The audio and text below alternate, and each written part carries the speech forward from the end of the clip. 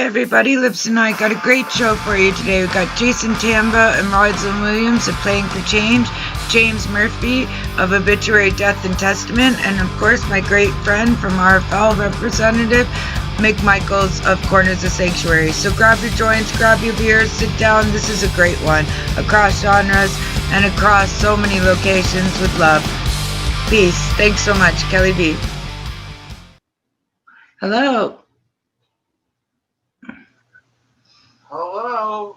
Hello. How are you? I'm okay. Who else is here? I think Mick is joining in. I think people will probably come in pretty slowly this time. Sorry. Where's your camera, Lips? I'm getting it. Hold on. I use it as a microphone. So right now it was set up as a microphone on a tiny little lamp. Okay, let's see. There you are. I don't know. It says that. Can you see the little squares at the top What do you mean? of everybody else, or is that just me because I'm the controller? Well, there's different ways of looking at it. There's a thing at the bottom that says participants. Okay. And I think that when you click on that, yeah, I think it gives you the list. Okay. There was some kind of way of actually setting it up so you can see it any way you want. Well, I'm hoping that everybody followed the links and they're working. I contacted everybody, so we got people coming from pretty far away today. So hopefully that it all works. I'm not sure why it's not connecting with Meg. This is frustrating. Maybe message him and see what's happening. Yeah, I see at the bottom of the screen, there's a little wavy little line. It looks like Yeah. he's on pause or something. Yeah, well, I sent him a message. Well, I heard back from John Gallagher and Miles Goodwin today. Okay, Oh, here we go. Hello. Hey, Mick, how are you? Right, how you doing? Not too bad. All the way from, where are you exactly? In Pennsylvania? Philly, yeah. Oh, what's it like there? Rainy and cold. Yeah, same. Yeah. All right. Well, we're still waiting on a few other people to kick in, but we can. Doesn't matter. It doesn't matter. We can still talk. I like your ears. Your well-placed sitting position in front of your nice poster there of Anvil. Check that out. Did you see that? Yeah. Oh wow, cool. We opened for you guys back in I don't know if it was 2014 or 2015. You had played Reading, PA at the Reverb. What was the name of the club? Reverb. It was in Reading. Yeah. Wow. That's such a cool. Sometimes the name rings a bell and sometimes it doesn't. I can't picture the actual place, but I don't know. Actually, we have a actually hold on, I'll be right back. Wait a minute. That's so cool. See, Steve? I gotta think about it. We got the name. we got you guys assigned a guitar. Wow. Wow, that's fucking cool. Yeah. It was a good show, man. It was great. Aw, how long ago was that? I'm going to say it was 2014. Oh wow. Which bass player did we have? Sal. Oh yeah, we had Sal. Okay, it's BC, before Christ. Yeah. Anvil BC, right? Yeah. It's fucking hilarious. We started that a while ago, right? Because we nicknamed him Christ because his name's really Christopher, so he became Christ. Yeah. Christ saved the band, man. You know what I mean? It turned into all kinds of fucking jokes, right? But on the other side, I'm laughing about it, but in a certain sense, the addition of that particular that particular guy was the biggest difference in my whole career, really. Oh, That it actually it was it was a division, a really big division. It's 3 parts. You know what I mean? There's yeah, I the know. first rendition, the second rendition, and then the final one. And to me, the final one is like the best one ever. It's Oh, just wow. you found exactly what you needed to do what you wanted to do, right? That's Right. the thing. And I think that was the good thing about all the different renditions, because we were trying different things at different points in our career, right? Yeah. Makes You gotta sense. have something to fucking, I want to get to that. I gotta get to that. That's where I gotta get to. And you gotta, Right.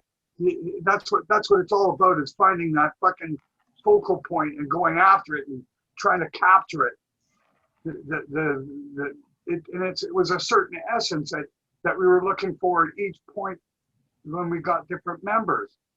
You know, from the first rendition, we had a typical bass player that played with a pick. We had a second guitar player that didn't play anything but rhythm guitars. Yeah. No lead playing at all, right? So that was the first rendition, and that was and actually the most loved, apparently, for whatever reason. You know, I still talk to the original guitar player. In fact, I talked to him today. But I'm just saying that it's the kind of thing that it's just a portion of your existence. So once we went through the point with having a guitar player that just played rhythm and sang some songs, we went to having a second lead guitar. So then we had these lead guitar things going on in the song, and the solos were more ornate and more fucking whatever. And that's through the 90s, right? When Have either of you got? there was absolutely 0.0 that you're ever going to be fucking anything beyond a legend band that the hardcore fans buy. You're not going to be a radio band. You're not going to be anything like that. So be as heavy and as fucking sick and as insane as you want. It doesn't matter. You know? So that we went through that segment of our career, and then finally we get to another, and only me singing, virtually only me singing all that time, which is not a good thing, because you don't have backup singing, you don't have harmonies, you're missing the whole other fucking facet that made the first rendition what it was. Right. The first rendition had 2 singers. The Right. second rendition had 1 singer. And then now it's like, okay, finally we got the singing back. We didn't bother with the second guitar, because in the scheme of things, it actually made little or no difference. It made more sense to make more of our vocals, which were hurting, than that we were ever hurting for lead guitar. We never hurting for lead guitars, but that was not a problem. It's like, what happened to your vocals, right? Right. Did you guys have any problems connecting? No. This is so weird. There's like 3 or 4 other people that are saying the link isn't working, and it's the same link I sent you both, so I don't know what to do. So there was supposed to be some other great people joining us, and I feel really bad. So hopefully, I really don't know what the problem is. The meeting ID number, none of you guys needed that, right? No, it just had to press connect to meeting. That was it. Oh, man. James Murphy is trying to connect now, and so is my friend from Jamaica. So, well, they're, for whatever reason, they're having a problem. I don't know how to. I can't direct them, because I can't see their screen. I know. You know, you can't tell them, hey man, click on that. I know, right? And I have no tech support. My tech support is actually unavailable today. He's gone. So I guess what we'll have to do is just invite him back next time and try this again. So I'm sorry about that, guys. I appreciate you both coming on anyways. So I'm sorry, where were you guys? I interrupted you. So bad. We'll just spark a joint. How's Well, that? we were getting a member history. A member Yeah, I just history. remember it. And Ah. and then I'm thinking about Philadelphia. I spent about a week there. Oh About wow. and then and we were supposed to play the show, and we ended up when the band got there. They looked at the venue and they went, "No, it's some kind of little fucking a little tiny little club, man. We couldn't get our back line into the and up a fucking 35 stairs or something like that." Oh wow. So so the road crew started freaking out, and Rob looked at it. He goes, "You'll just get my drums in there. Forget it. Where you put the guitar rigs?" It's like Who's so responsible that for got canceled. that? That's our last experience with Philly. And in the meantime, I fucking was there with my wife waiting for the band. I took a flight from I don't know St. Louis or something, and they drove. And I just flew across with my wife and then spent a few days extra in Philly, right? Because I wanted to see the city. Interesting. Sure. Fucking awesome, man. Yeah. A lot of history there. Yeah, it's the first real Washington. That's really the capital. That was the capital of. Yeah, originally, yep, yeah. It's one place I haven't actually been. It's kind of crappy. There's a lot of good bands, a lot of good music out there, it seems. There are good clubs and venues still, right? There's still some. I mean, everything's still relatively closed. There's not much happening in the way of bands playing. You have to go into Delaware or Maryland right now to see some live bands, but there's a lot of restrictions to it, and it's minimal crowds. I mean, like under 25. So it's really tough right now. Oh wow. Yeah, we're not. We can't go out and play. We can't even get across the border. I can. I'm kind of lucky that way. I could get across for medical reasons and back. Nobody really believes that I can until they see that I'm on the other side. They're like, "Well, holy crap, there it is." But yeah, it's really, really tough, isn't it? Oh wait. Who the heck is Jason Tamba? Yeah, okay, cool. All right. Have either of you heard of Playing for Change? The band Playing for Change? Okay. It's I'm not aware of metal. it. Yeah. Aware of it. They kind of do amazing stuff where they take oh yay, Roselyn's here too. She's also from Playing for Change. Hi Jason. Hey, Hello. Hi. Meet Lips, Steve Anvil. This is Jason Tamba. Hello. Hello. And Hello. Michaels. I think Roz will be joining us very soon. I was just explaining a bit about Playing for Change, but maybe I'll let you do that. Oh, wait. That's great. There's a lovely lady. Hi. How are you? I was just introducing everybody. So you obviously know Jason, right? Hi, Jason. Hi, Ross. Fun. Oh, you look so Nice beautiful. hearing you. And this is Mick Michaels. He's of Corners of Sanctuary out of Philadelphia. And my lovely co-host, Lips, Steve Anvil of Anvil. Hello, I'm here. Hey, everybody. I wanted to explain to them a little bit what Playing for Change is about, but I'll let one of you guys do that, whoever wants to do that. I'll let Jason do it. Go ahead, Jason. Hello, Ross. Yay. Go ahead. Wow, what a panel. What a panel. Okay, would you like me to explain? So I was struggling to get into the Zoom meeting because I was using my cell phone, and then it was not supported. The browser I was using was not supported. Then I came back to my computer. Yeah. Would you like me to explain, or Ross can explain? Yeah. Tell us about Playing for Change. Oh yeah. So Playing for Change is a movement which build the music schools, just to help the kids to go for free and study for free. So then what we do, we have three things in Playing for Change. Let me come from the beginning. We have time to come from the beginning. Playing for Change was created by our sound engineer. His name is Mark Johnson. He's he was an engineer for Paul Simon and quite a lot of artists. And then he felt like working too much in studio. He found like there are also good music on the street.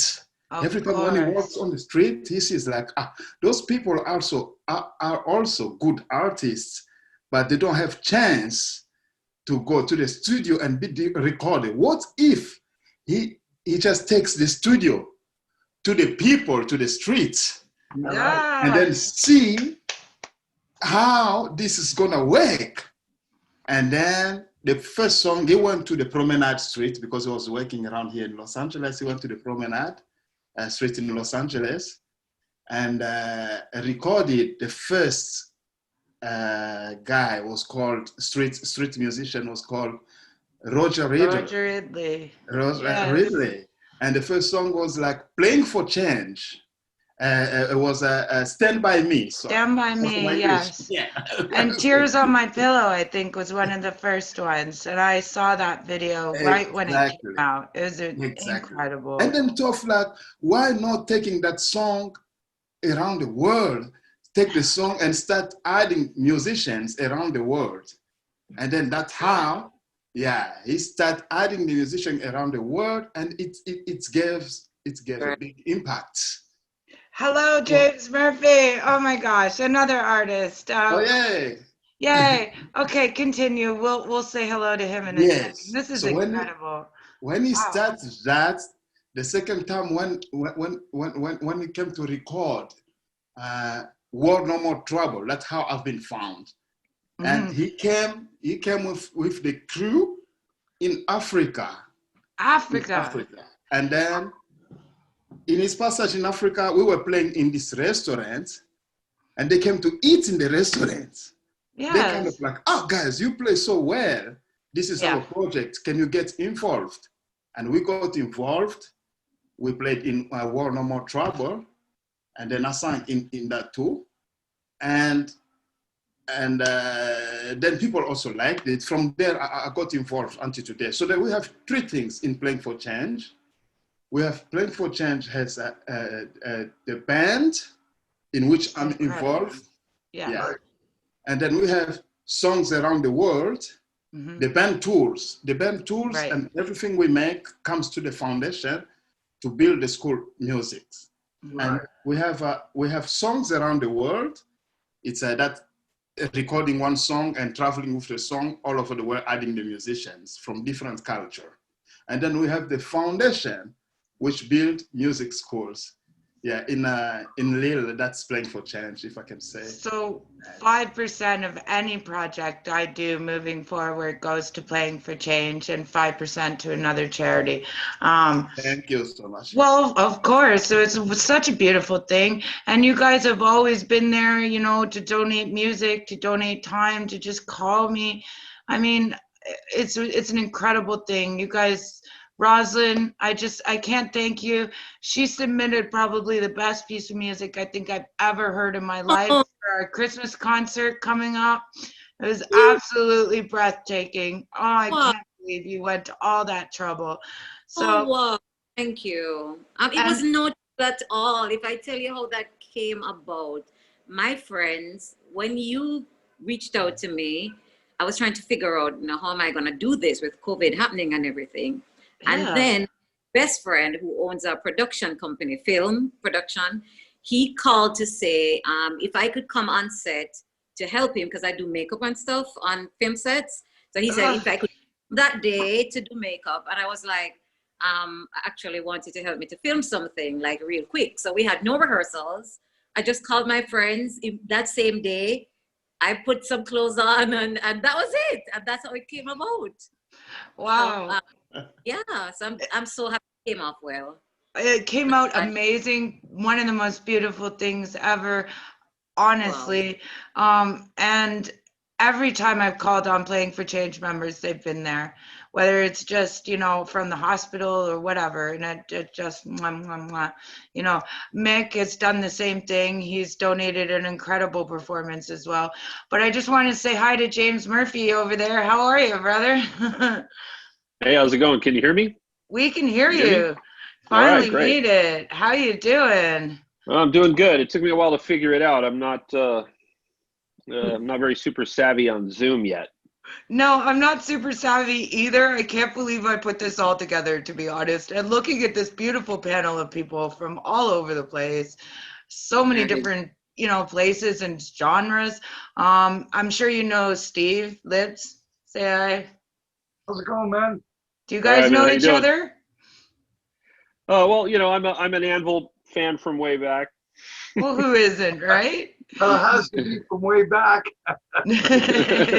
Well, I mean, I'm still an Anvil fan. Let's put it that way. But I remember buying my first Anvil records probably about 1983 or something, skipping high school in Frankfurt, Germany, and taking the U-Bahn down to the Hauptbahnhof or the Hauptwache and walking around to little German record stores and finding, the early Anvil albums, Yep.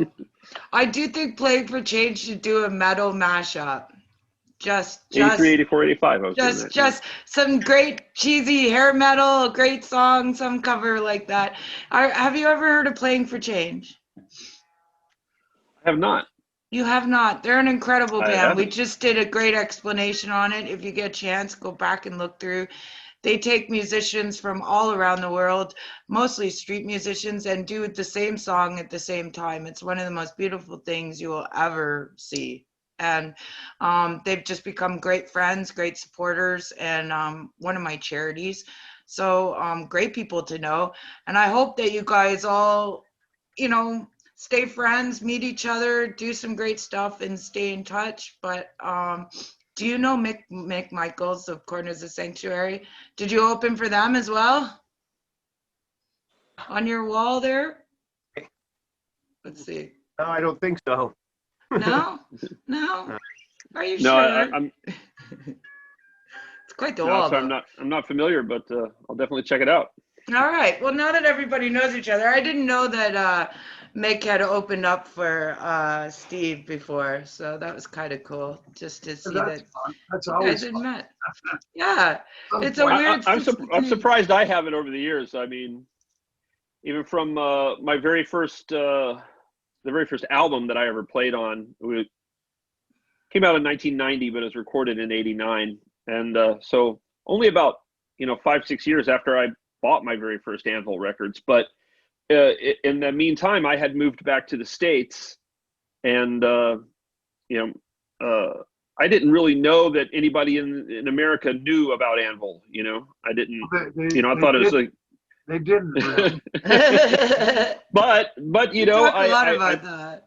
When I met Chuck Schuldiner, but the year before I joined Death and made my first album with them, when I met Chuck Schuldiner, I went to Terry Butler, the bass player's house. Terry plays for Obituary now, but back then he was in Death, and they were on their Leprosy album, I think. And I came in. They were getting ready to do Spiritual Healing, the album that I came in for and played on, and wrote a lot of music for. But I went to Terry Butler's house with Chuck and Bill, the other three guys, and it was my very first meeting of them in person. And Terry had his record collection there, and they were talking about how awesome Chuck's record collection was, and we were just talking about all the bands we liked. And it didn't take very long for Anvil to come up, and all three of us were just, like, hell yeah, these albums are awesome, Forged in Fire and all that, yeah. That's interesting that you mentioned Death, and I didn't really know much about them, but we played a show in the New York area, and I think it was on Long Island. It could have been. There's a big, huge venue, and Death was one of the bands that opened up for us, and it would have been in '87. Oh, wow. Yeah, that was That was 2 years before I joined the band. Yeah. Right. Now Chuck was still, of course, you know, bless the guy, was still alive at the time. And he was, of course, really immediately made himself known to me. You know what I mean? It was one of Yeah, those I would kind of imagine that he moments. would, because And he was a huge fan. You know, I've met lots of support bands, but sometimes there are certain characters, the way that they introduce themselves and their forward, their sort of forward approach to meeting somebody. You know, hey, I better pay attention. If you follow what I'm saying, I'd never Yeah, heard I of get the you. band, and there's a band opening for me, and the way that particular guy, but in any case, what comes with it comes a great story. I had brought my English bulldog, Beast, right? And now, if you remember, there was a video called Mad Dog. Oh yeah. Okay, and there was a bulldog in that video. Oh, that was him. That was my dog. Very cool. Very cool. So like And the I brought him headliner on the doesn't. road, and I let him run around the venue when everybody was doing sound check.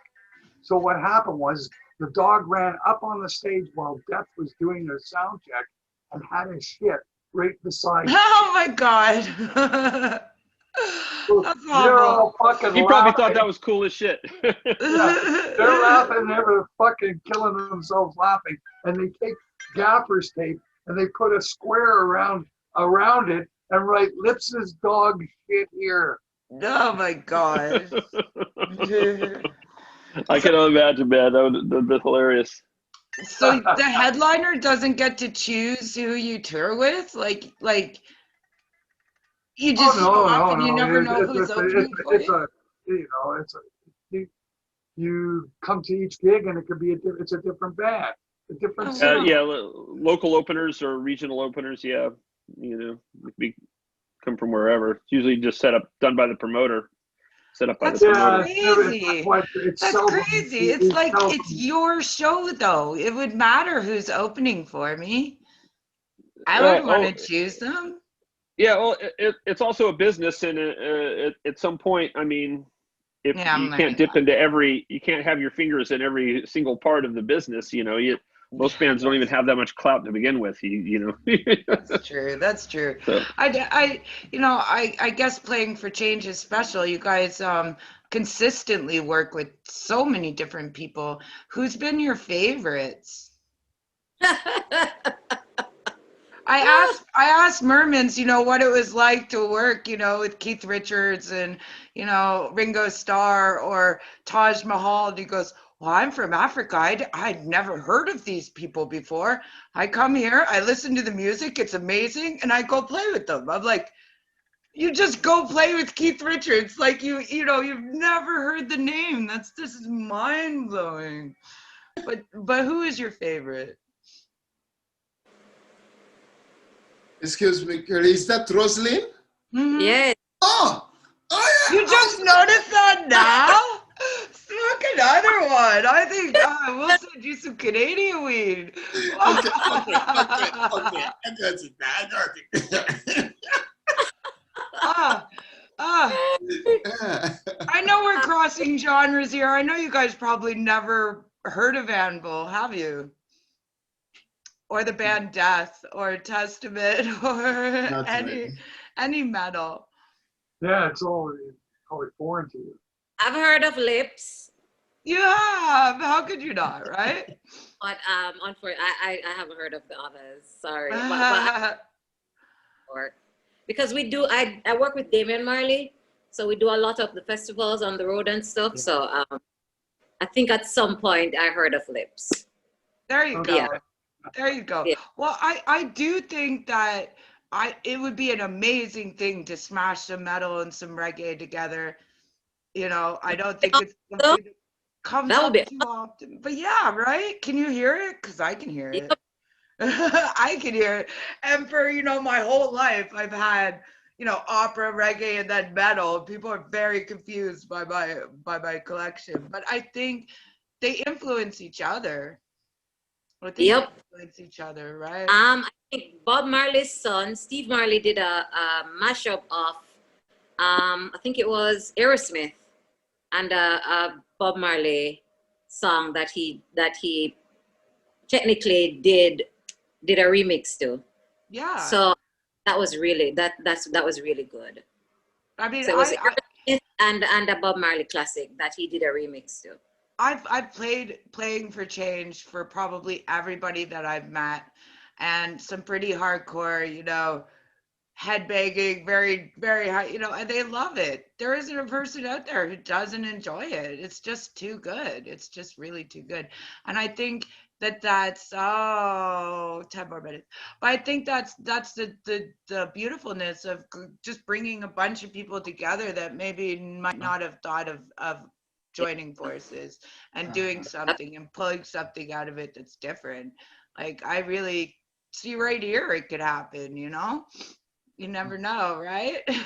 No. I'm happy I'm meeting all these people. I mean, you can never tell what could happen. It's really humbling, and it's really an honor for me to meet all these wonderful people today. Hey, James, where are you Kelly, calling from, James? Where am I calling from? This is my home in Florida. Yeah. Well, You're down in Florida? Okay. Oh, Nice and warm. I miss Florida so much. Yeah. Very nice weather here today. Whereabouts? It was really cold last night, but Are they still doing shows in Florida? As of last week, they were. yeah, people are still. I mean, they were stopped for a long time, but at some point, people just decided that it's okay to do shows again, and that. Oh wow. Yeah, Wow. and so they're having like smaller shows, like big tours aren't coming through because those bands aren't coming through, but local shows are happening all the time. Well, then I I definitely. get invited to them all the time, but I'm not going. Oh, okay. I was gonna say I want to talk to you guys, but Roselyn did something really incredible, and she did an amazing online performance, and so did Mick. They sent me a full performance. Like I'm just like mind blown that they were able to do this during COVID. But that's not what we were expecting. We were expecting to just have, you know, like you are here, you know, sitting around just jamming or singing or doing something, which would be so cool. We're doing a Christmas concert and online. Have you ever performed online like that before? And is it something that you would do moving forward? We asked. Who's the Everybody, yeah, like, Yeah. because I don't think we're coming back to live music anytime soon. I just don't. That is so disheartening for me to hear. I don't even want to put my energy there. I don't want to say it. I've been thinking positive since March, but reality is, man. I think one of the things that COVID did was to make us more aware of the different aspects that we have to showcase what we do. I mean, for us here, because I'm in Jamaica, for us here, our numbers have started going down. I think yesterday we were at 56 new cases, and we're coming from in the hundreds. So there's still no live music here. That's still shut down. There are no clubs or anything like that happening. And you know, this is the home of reggae music, and the industry is very big. That's how a lot of people earn a living. But that's closed down entirely for the past almost a year now, since COVID started, 10 months. But how I got to do that was that's my bubble of people that I work with. We all have to observe protocol. Those were the only people that were in the room when I was filming that thing. That's my bubble. Those are people that I'm around every day. And even then, it's still not really safe. But unfortunately, 3 of them had already had COVID and had recovered. So, yeah. But you know, it's interesting because what I found is that when I ask a lot of people if they know anybody that had it, most people say that only somebody distant, not anybody that they actually know personally. That's usually what I find. Yeah. I've had a number of people that I know personally that have had it. And I have, she's actually used to be my aunt because it was through via marriage, but she's real close to, she's not very much older than me. Right. But she's in her 50s, and she's a nurse, a COVID nurse. So she's Oh, wow. a friend since childhood. Was kind of my aunt. Oh, great. All right, sorry, I had to reply. I'm getting asked by my neighbor via text to come help them with something. I'm like, yeah, I can't do that right now. But she works in a COVID ward, and she's a tough girl, tough lady. I've never really seen her cry, but I'm sure she has. But she keeps her, she's always kept her emotions in control, and this stuff has her. Just has her destroyed. She was crying her eyes out about it. She's scared. She's worn down, and she's just seen far too many people die. And what I tell you, the thing that wears on them almost as much as what they're seeing and going through all the day, all the healthcare workers, is having to deal in their own personal lives when they are out and about away from the hospital, having to deal with people who think it's all a hoax and that it isn't real. And it crushes them. It just they don't even know how to handle that. They don't even know what to think about it. Her hospital has like 3, if not 4 by now, because they were talking about getting another one. She said, cooler, like big trailers, cooled trailers. Wow. Like on generators out in a side parking lot to hold bodies. Whoa. Because their morgues are full. I have a friend who thinks she might have it and still doesn't even think it's a real thing. She's still like, she's probably like, she's got a fever and everything, and she still does not believe it's real. To the extent that we have the luxury to even have, for there to be people who are out there denying it, is a testament to how good of a job our healthcare workers are doing, despite the attempts of a whole lot of our politicians to scuttle their efforts. And, they just don't even know how good they have it. You have it so good that you don't know anybody personally that's had it, and you can sit there and talk that crap online or whatever, and that's just a testament to what a great job our healthcare workers are doing, and that the efforts to educate people are doing, to some, but it's still, I mean, in the United States, I realize obviously not everyone here is from the United States. But in the United States, we have something like 2% of the population of the world. Yeah. We have something like 20% of the COVID cases. So how well are we really doing? We got over 200,000 dead, I'm talking to people that believe that that's a lie. And I think those people should be taken on organized tours to the coolers outside of hospitals where they have the bodies stacked up like cordwood. I couldn't agree more. Honestly. Yeah. I know people who I don't understand the idea or how people can believe that something of this size that takes the whole world and changes the whole world could be fake. Yeah. Where the hell what rock are you living under? How stupid could you be? Science denial is a plague. Is a plague almost as bad as COVID, as any other plague on human society. Science denial is just rampant, and unfortunately, it's being encouraged by lots of people online. There's not a lot of pushback against it, except when you do, you run right up against resistance.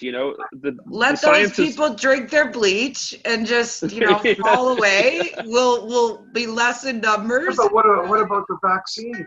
What about the vaccine? People saying that it's filled with nanoprobes and stuff like that, so that they can fucking control you and turn you into a robot. I could not. If they could do that, if the technology existed to do that, they wouldn't need to fake a plague to get it into all of us. There's too many things that we willingly imbibe into our bodies voraciously, and they could just Water. put it in that, Yeah, you know? anything, food, yeah. And you know what? Let him Yeah, do just put it. it in our, Because put it in I'll our find hot some dog and Yeah, but beer that's supply, common you know? sense. Hey, hey, Yeah, hey, yeah. that's let him do common it. sense, man. Of course. Yeah, Let him do exactly. it. That doesn't count. I say let him put the It comes down nanoprobes to, in. I'll find yeah. a hacker to hack them, and I'll tweak it to my own workings. You know what I mean? I'll just be a super cyborg. You know what I mean? Yeah. You know, the idea that of just a healthy body that's a machine and not a body with my I'm brain. interested in Great idea. the opinions, the panelists from, and I'm sorry I don't remember the names yet, but I know we have a panelist from Africa and a panelist from Jamaica, Yeah. right?